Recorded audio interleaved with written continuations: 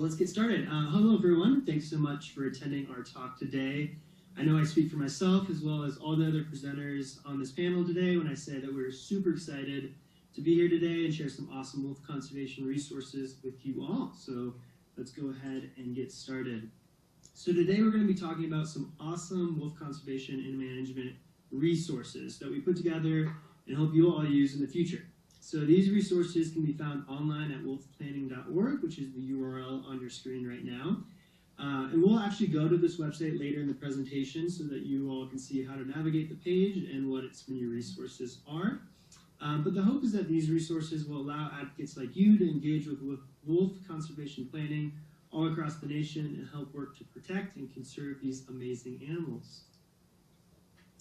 So these materials that we're about to show you are the result of 10 months of hard work by 5 conservation groups and an independent environmental attorney. I personally was not a part of the drafting of these documents, so today I'm super excited to be giving a brief overview of everything, but some of the authors and my colleagues will be going into more detail on the different resources later in the presentation. The co-authors of these resources include the Endangered Species Coalition, Center for Biological Diversity, Humane Society of the United States, National Wolfwatcher Coalition, WildEarth Guardians, and Jody Haber-Sinniken, who is an independent environmental attorney from Wisconsin. And early drafts of these documents were reviewed and critiqued by multiple other conservation groups, academics, research scientists, ethicists, current and retired state and federal agency staff, and tribal representatives. So now let's get to the fun part. Here are the 2 conservation planning documents. So these are the covers, at least. So there's an advocate as well as an agency edition, which you see on your screen. And one of my colleagues will be getting into more detail on some of the differences between these 2 documents later. To give a general overview of the goal or purpose of these documents, the goal of the advocate edition is to help wolf advocates understand what they're up against, know what they need to advocate for, and provide you with published papers and reports you can cite to when you testify, write comments, or speak to others about wolves. The aim is to give you the understanding, tools, and materials you need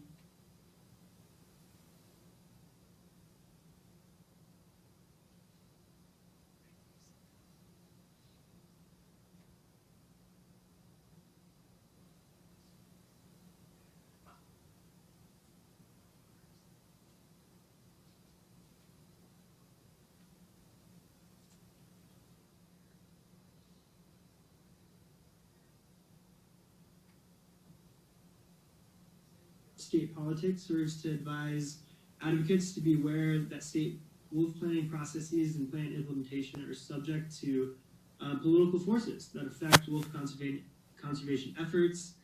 This document identifies 7 key outside political forces that frequently have significant impacts on wolf planning, policy, and actions in the state.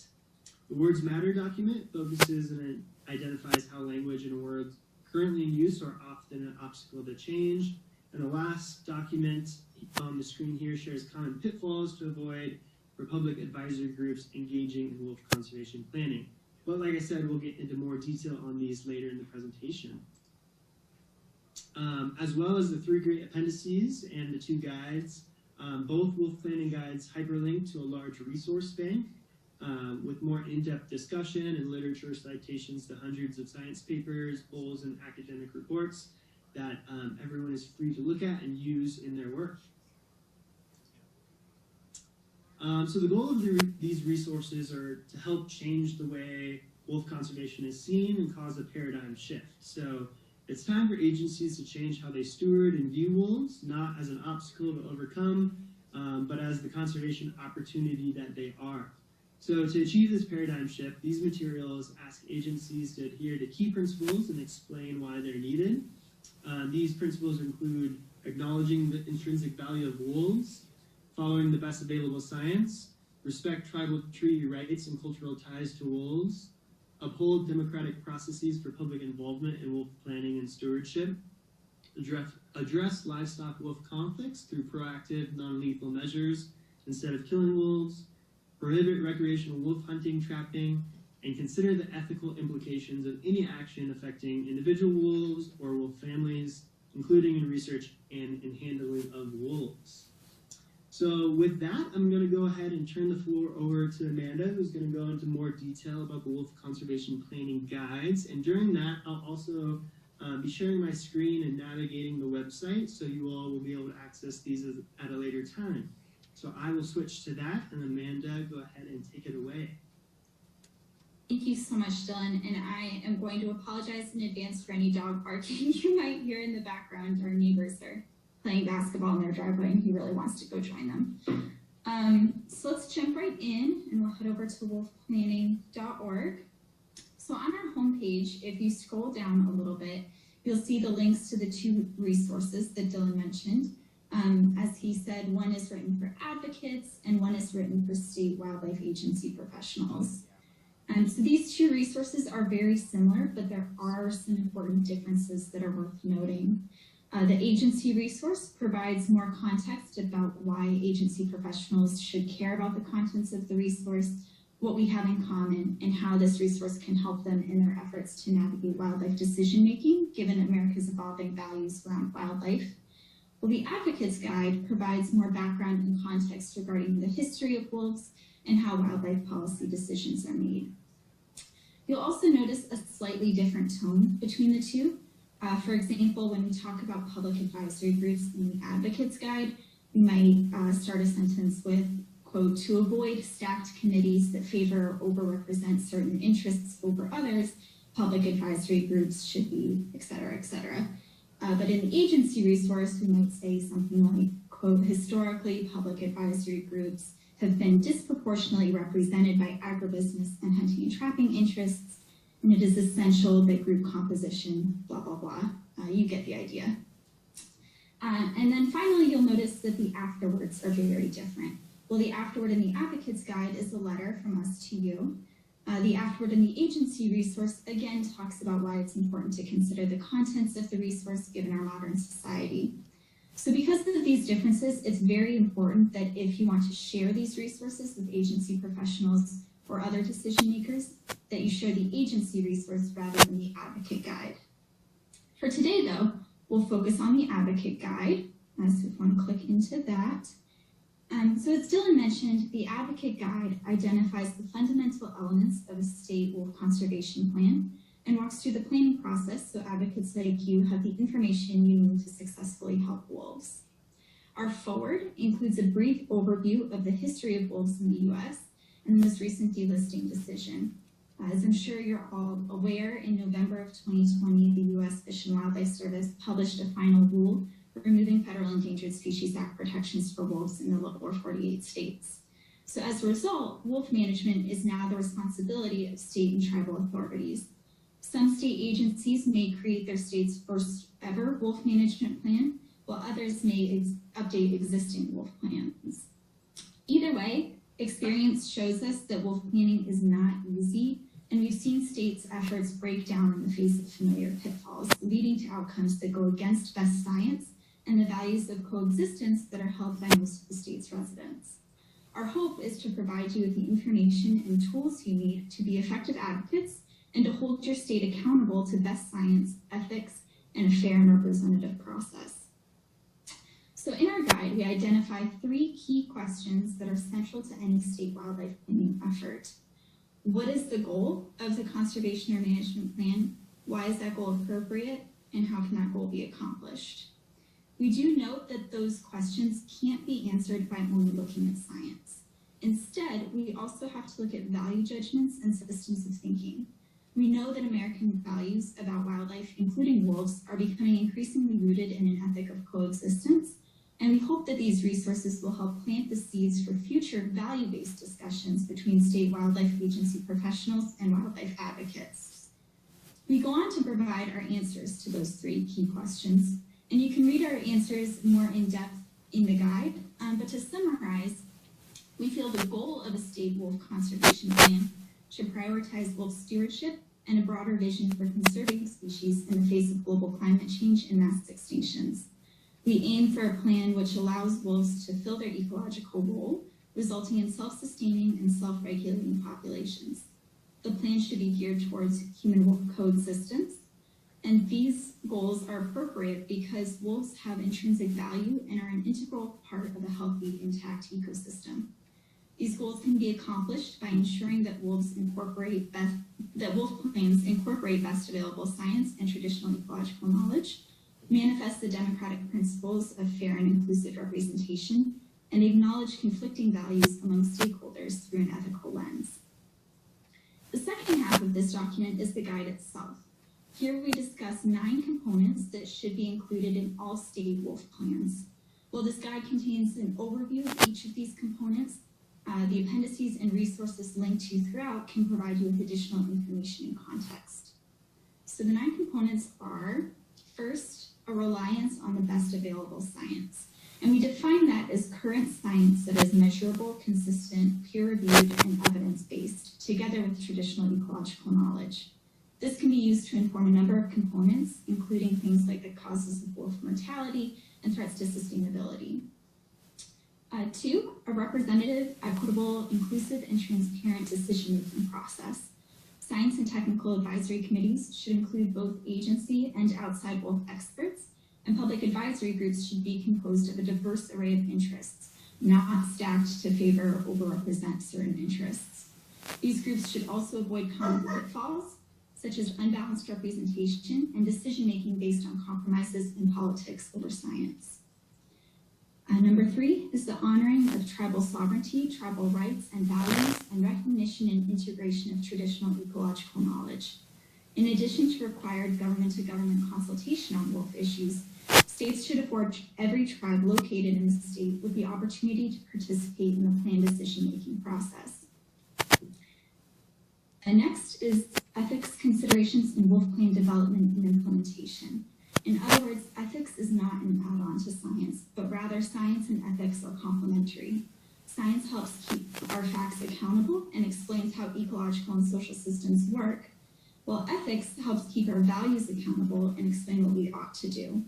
We've laid out a few ground rules for ethical decision-making about wolves, including acknowledging their intrinsic value, sentience, sapience, and sociality.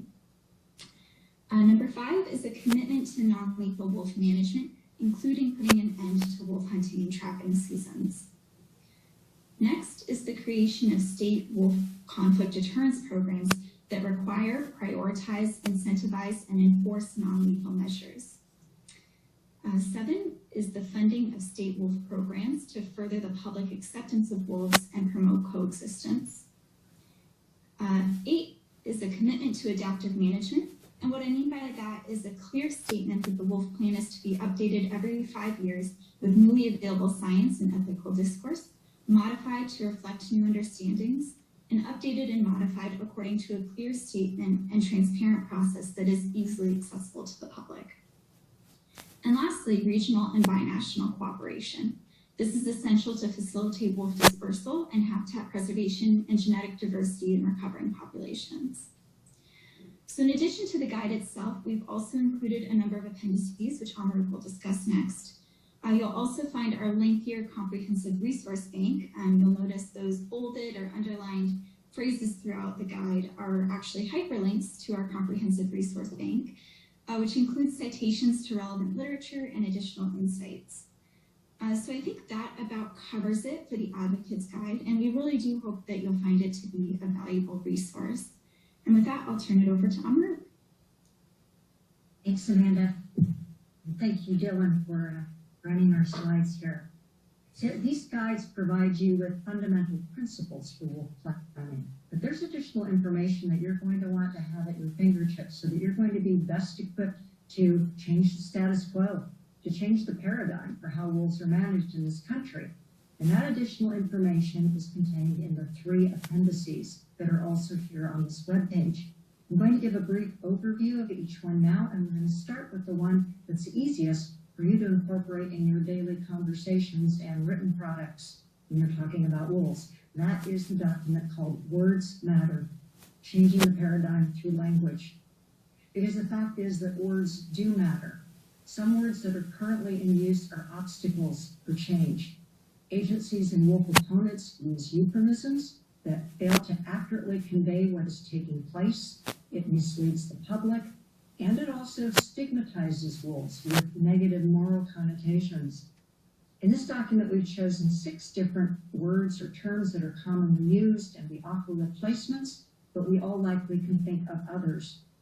We encourage wolf advocates and to use these words, to use these replacement words, anytime that you are submitting written comments, testifying before a hearing. And if you are a wolf advocate that's regularly reached out to by reporters to talk about wolves, we suggest that you describe to them the language you're using, why you're using it, and encourage them to follow suit. Since we're time limited today, I'm only going to mention 2 of the 6 words as examples. So first off, instead of saying lethal removal, lethal control, remove wolves, lethal removal order, take or lethal take, say what it is, which is killing wolves or a wolf kill order. And instead of using the term depredation, use the word that accurately reflects the action that's really taking place, which is predation. Because depredation refers to horrific acts of humans towards other humans. What it really means are things like war, pillage, rape, destruction. And this has obviously a negative connotation to it that tells us these actions are evil. But predation, on the other hand, is the simple biological act of one species killing another species for food. And wolves are predators. They predate. They don't depredate. Moving on to the next appendix. The perils of state politics and state wolf policies and actions. So I think you already know that state wolf planning processes and the plan implementation itself is heavily influenced by outside powerful forces that sometimes affect and often even supersede whatever a public advisory group may have come up with or whatever a scientific technical advisory group may have come up with in assisting an agency to develop a state wolf plan. In this appendix, we describe 7 different entities that influence and affect state wolf plans and their implementation. You can read the details on each in your own time, but just again to tell you what the 7 entities are. First of all, state wildlife commissions and state wildlife boards that oversee and set policy for the state wildlife agencies. Number 2, state legislatures and legislative committees like natural resource policy committees. Number 3, governors and their natural resource policy advisors. Number 4, the state attorney general's offices who act as the lawyers for the state. Number 5, county commissions or county boards of supervisors and their wildlife subcommittees. Number 6, county sheriff departments. And number 7, what we call deep pockets with ulterior motives. Please be sure to read this full appendix on your own time so you can get the full gist. The third appendix describes probably one of the most significant issues that any of us who have been in wolf planning processes deal with, and that is the common pitfalls of public advisory groups.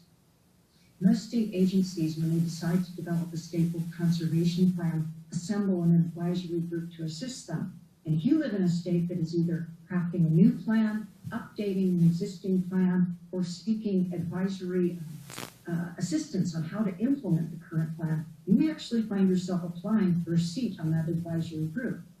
And whether or not you get appointed or you're simply a member of the public who attends the meetings to comment afterwards, there are 12 common pitfalls we see over and over of advisory groups that you're going to want to be mindful of, and you want to be prepared to challenge what you see and hear and seek change.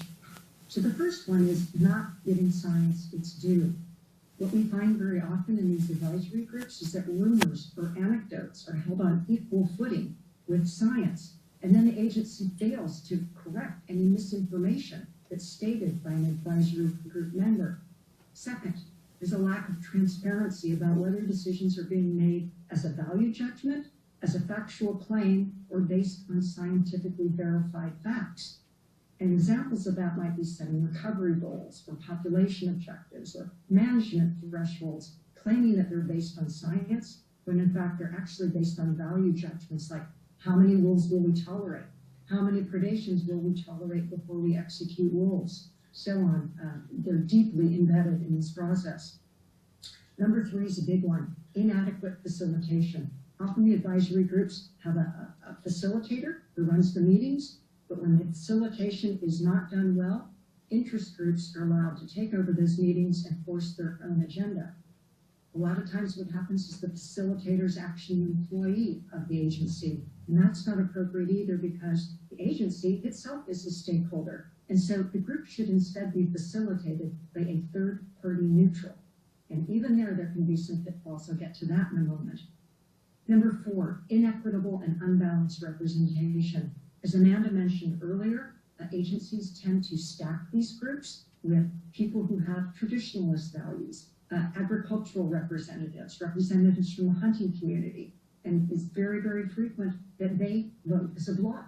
So if the advisory group is simply composed of people that are from hunting, livestock, and environmental groups, as environmentalists, we're already outvoted 2-1 by the group composition.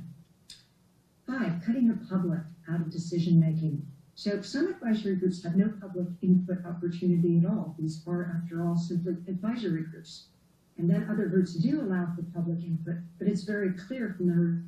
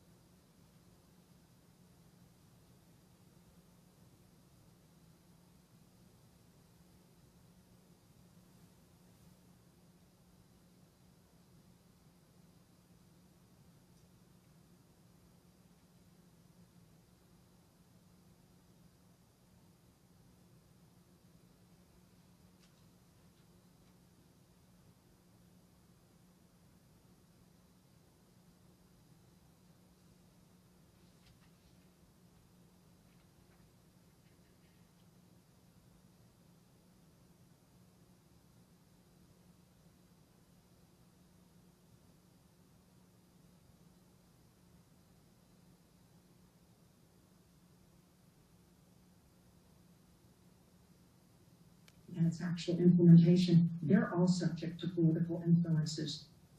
Number 10, this is other really big one.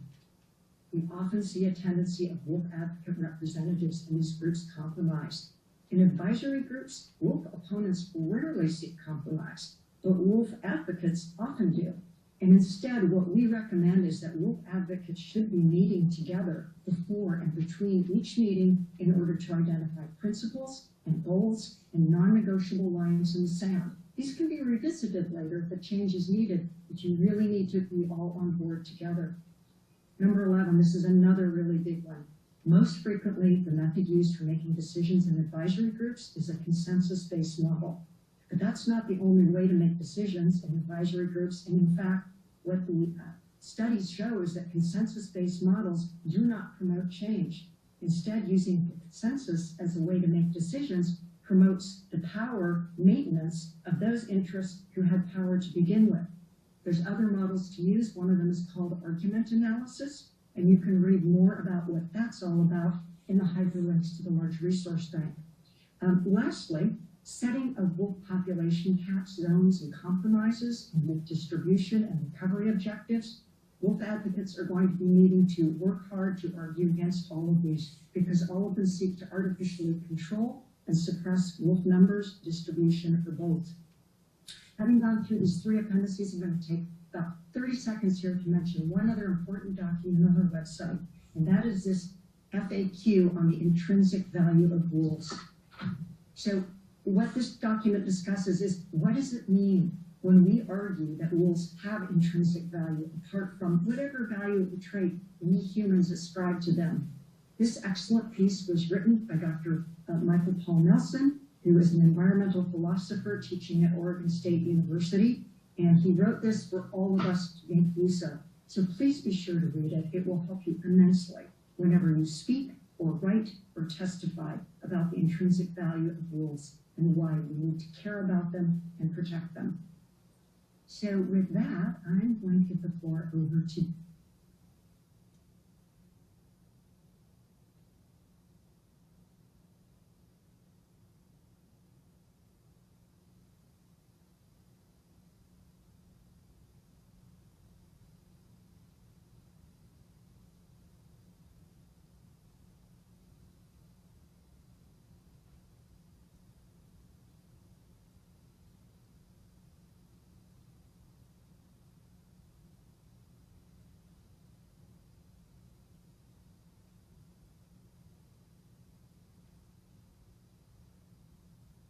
Ellen, Amanda, and Amaruk walked you through can create opportunities in your own on-the-ground advocacy efforts. Hence the title you see here, From Ivory Tower to the Trenches. In my case, the trenches of a Wisconsin stakeholder advisory group, which met over the course of this past summer and early fall to address updates needed to our state's wolf management plan, but more on that in a minute. First, allow me to provide you with a brief overview of how these wolf planning guides were first conceptualized and developed, ultimately encompassing a 10-month writing, research, and engagement process that unexpectedly turned into one of my life's most rewarding professional experiences. When I was hired back in September 2020, I was tasked with shepherding a never-before-attempted endeavor, the creation of an aspirational wolf conservation plan to provide a model framework for states to follow once wolves were returned to state management with their federal delisting, which ultimately took place, as we all know, January 2021.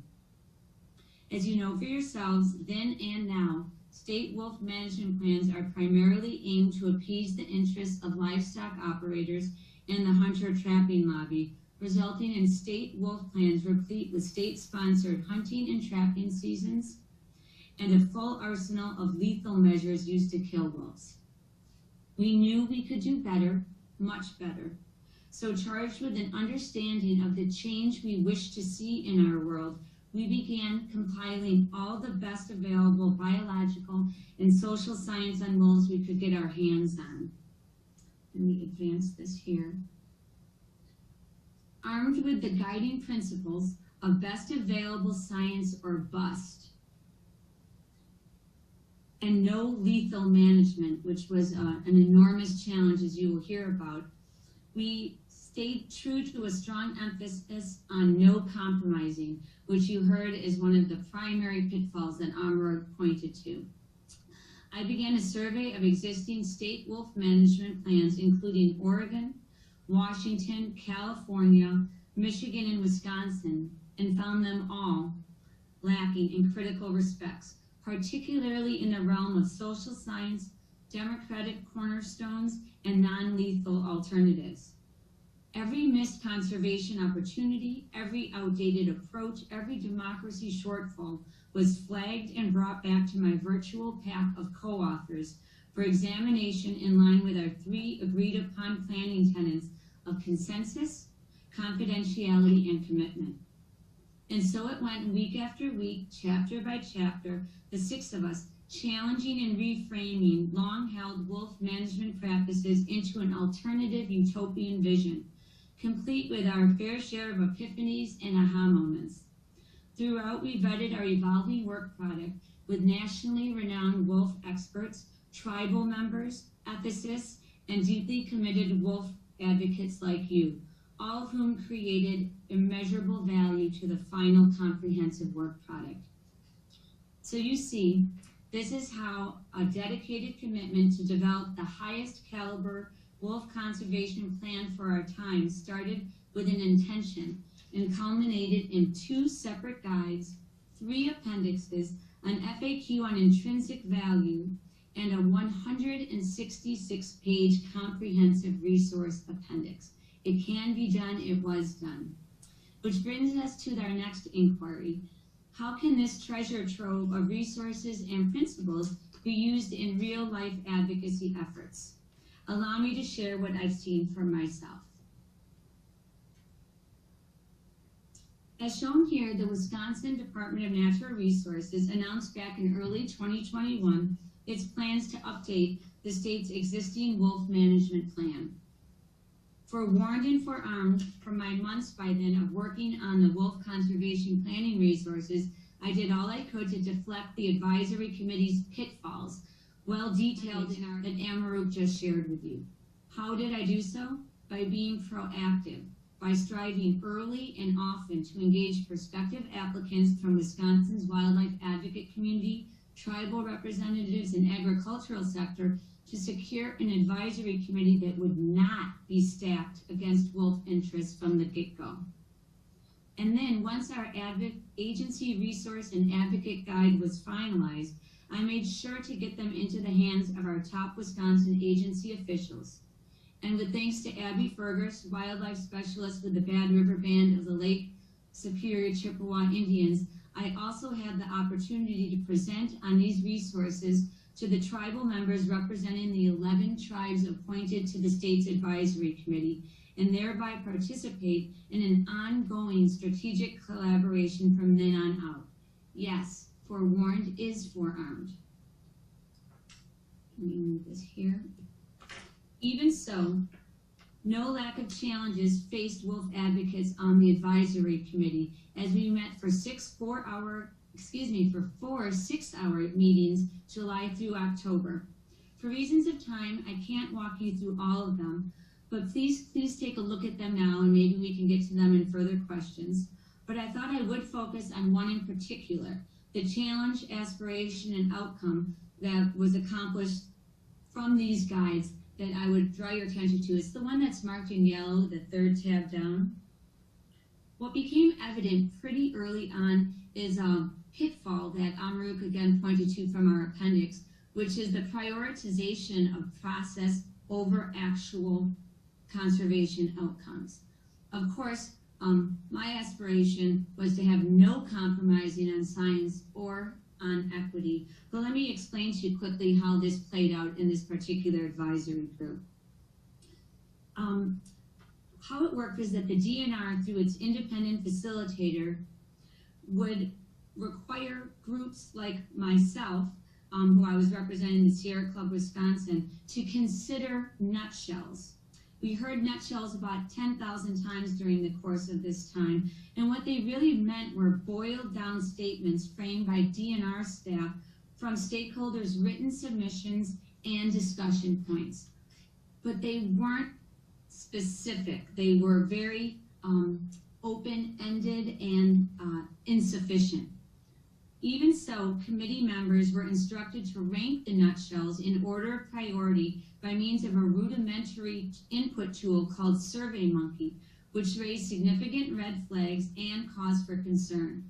What ensued is what I'll call the SurveyMonkey mutiny. But what it really was a demonstration of solidarity by wolf conservation advocates and tribal members who refused to compromise their conservation principles, and in so doing, actualize the wolf conservation tenets identified in the planning guides you have heard about today. You'll see what happened here. So I'm going to share with you some slides that maybe you can look at it later. What we did right away was we convened the advocates and the tribal members who we had been working with. And we had a number of planning calls to try to see how we could navigate our way ourselves out of this nutshell conundrum, literally, which would have limited what we were actually, and misconstrued what we were trying to say. So we prepared a signed mutual letter to the DNR and the administration. And as you can see here, we conveyed our concerns that SurveyMonkey is an imprecise, substandard vehicle for assessing the committee members' viewpoints in view of vague wording of the series of nutshells. And I'll show you that in a second how that worked, which leaves them open to broad interpretation and erroneous inputs. The SurveyMonkey thus presents an unacceptably high risk that committee members' opinions and positions will end up misconstrued or mischaracterized. So after we communicated that and had the solidarity of our groups, we then were able to proceed with this SurveyMonkey, but importantly, each of us, the whole collaboration, which turned out to be the majority, sent this shared piece that fleshed out which of the nutshells were not appropriately expanding or reflecting our views. And the one I want to just draw your attention to is, for an example, is the first one. Pursue options to minimize human-wolf conflicts. Now, by signing on to that, advocates and tribal members and others could have their actual values misconstrued, because one option to minimize human-wolf conflicts would just be to eliminate wolves anywhere in the vicinity of a livestock operation, or eliminate wolves from the state altogether. That obviously was an opposite to what we were proposing and what our values are added. are at. So what we did was we added this important language. Pursue options to minimize human-wolf conflicts by creating a state wolf conflict deterrence program that prioritizes, incentivizes, and funds non-lethal measures to minimize livestock-wolf conflicts. Now that is a nutshell that we could get behind and would like to see in the updated management plan. And you can see these examples from other ones where we were able to amplify and actually reflect where we were coming at in these nutshells, which would be otherwise inadequate. So with the time I have left, I just wanted to draw your attention back, if I can get back there, to the last entry in the chart detailing the challenges, aspirations, and outcomes, to highlight a critical area where still too little progress is made during our advisory committee's tenure, and that is the importance of ethics in framing wolf conservation's priorities and plannings. We spent quite a bit of time in our comprehensive resource appendix really exploring the academic literature, looking at opportunities to engage discussion, moderate and facilitate ethical discussions about a whole host of matters relating to wolf conservation. And unfortunately, we didn't get there in this stakeholder advisory group. So I will turn the discussion now over to Francisco Santiago Villa to take it from here, given his vast experience on this subject and an appreciation for all the guidance he has so generously shared with us to date to bring us this topic to all of you. So thank you for your time today, and I'm turning it over to you, Francisco. Thanks so much. Awesome. Thanks, Jody. I'll just wait for the slides to come up, and then we can get going. Awesome. Thanks, Dylan. So, as Jody mentioned, right, and I'm going to be giving an overview of what I think is one of the most innovative features of these guides, which is the inclusion of ethical considerations within wolf policy and wolf management. And as most, if not all of you know, there is a complete absence of an ethical discourse or dialogue within wolf management and policy, so that no wolf management, either at the state or federal level, addresses the ethics of our relationships to wolves, and that should change. So what I'm going to try to do here is explore what does it mean to take ethics into account within this process. And for that, I need to clarify something about science first, and that's been hinted at already. And it is that science informs us, is a tool to inform about the state of the world, the processes that occur within it, and how we affect the world, including the alternatives that we have and how those alternatives affect the world. But it doesn't tell us what to do with the information that is provided to us. That is a decision that we come by considering our values and our relationships towards what we'll be affecting. And that is around for the parallel discipline of ethics, and which is a discipline that not only informs us about our values, but that allows us to deliberate on them with others and clarify with the objective of being able to establish appropriate relationships, of living alongside others, promoting the well-being of not only individuals, but also the community as a whole. Now, if we, with that understanding of what science and ethics are, it should come with an acknowledgement that science and ethics are complementary within the policy process, so that they inform each other. And when one of these two aspects is lost from the conversation, we tend to go astray in public policy issues. Why? Because public policy generally includes disputes with no quick solutions over ethics, over values, or worldviews. And ethical dialogue provides the tool to clarify, discuss, and potentially converge on those values. So that if we have a policy issue in which we are not well informed about facts or values, then we're either not clear on the state of the situation, or we are not clear on what we value and how to promote that through policy. So as you can see, this is relevant to absolutely every part of plants that tend to establish the parameters for relating to other beings, such as wolves, but also wildlife more generally.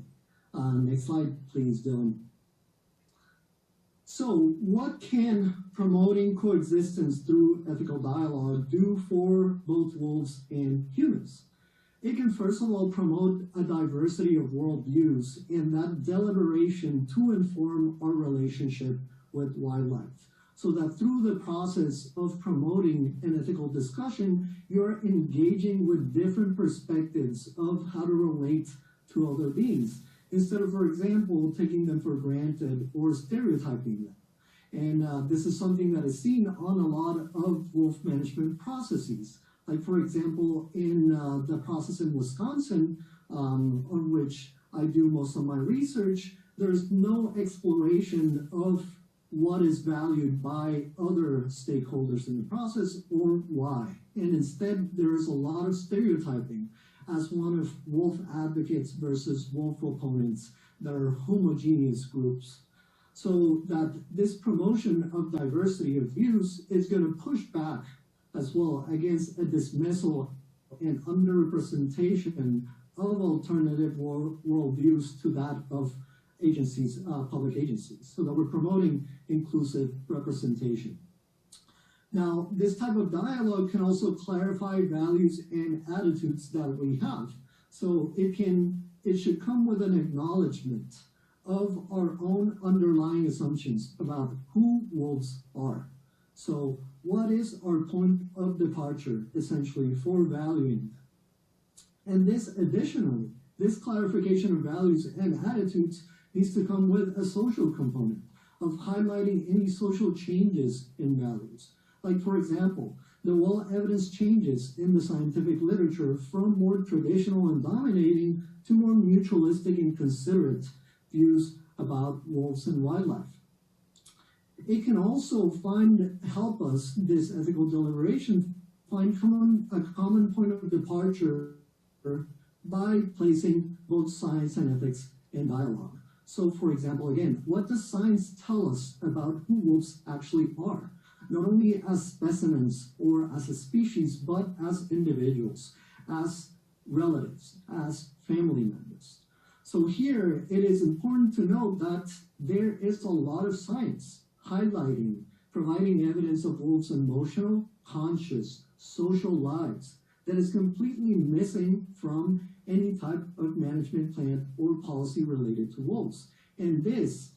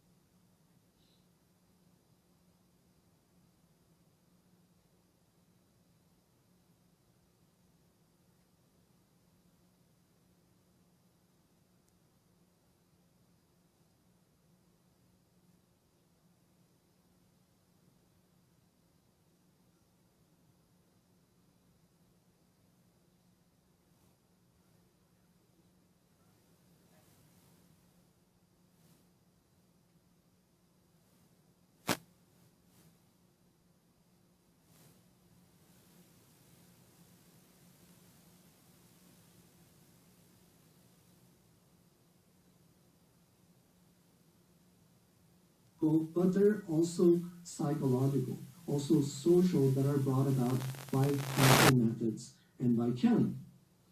It should also come with an acknowledgement that wolf claims are different from ours. And in fact, in most cases, they are far more urgent than our claims from them. Their claims to life, their claims to freedom from harm are more urgent than our claims to, for example, or the claims of some to recreation by killing them. so that if we come to a consensus among humans, we are still dismissing wolves. The focus here shouldn't be on what we can get out of wolves. And this is something that is very highlighted a lot on traditional ecological knowledge, which is that an ethical relationship is always reciprocal. It's always a give and take. So that if we acknowledge this intrinsic value, it should also come with an acknowledgement of duties on our part to be responsible for any effects, any harms that we may have on wolves. So that we should instead consider those harms and those effects alongside rather than below or after humans when analyzing the effects of those interventions. And that means generally having both robust scientific and ethical arguments for harming wolves, and in terms of coexistence, peaceful, non-harmful methods for resolving conflicts first and foremost. Next slide, please, Dylan. So in this last slide, I wanted to talk a little bit on how can we accomplish embedding ethics within the policy process, right? And first of all, it is imperative that any party that is a stakeholder to these management plans of this or this process receive some kind of ethical training that should be similar and parallel to the training analyses and committees established on the scientific side of the issue. So we need to establish a parallel ethical process that mirrors the scientific process and allows us to complement those two disciplines. And of course here, during this process, ethics experts are going to be indispensable to help clarify matters and guide that dialogue. Now, in addition to that, there are also other tools that could be embedded within the process, such as ethics reviews and policy analysis, which could be particularly useful when deployed with the above training to all parties involved in deliberation. So that through this process, we can provide expert analysis on ethical issues to consider alongside the scientific issues from a pluralist ethical perspective. So any issues that we're concerned about ethically or how the values are going to be translated into public policy should be areas for consideration and for analysis so that we know that we are valuing and we're transmitting values through public policy that will actually further our relationship to wildlife. And with that, I think I'll leave it there, and if we have time for questions, we'll be happy to take them. Thanks, everyone.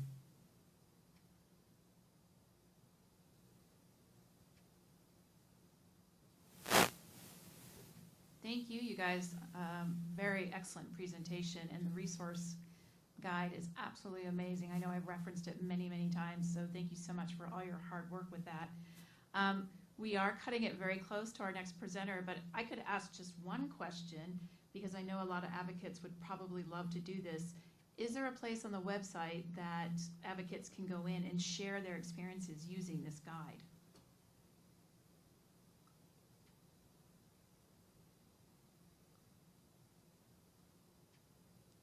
Do you want to take that, Dylan, since you may have the guide up in front of you to show people where to do that? Because the answer, Betsy, is yes. Wonderful. There is a place on the web page down at the bottom where you can provide your input on how you have used the guide and what experience you had attempting to use it.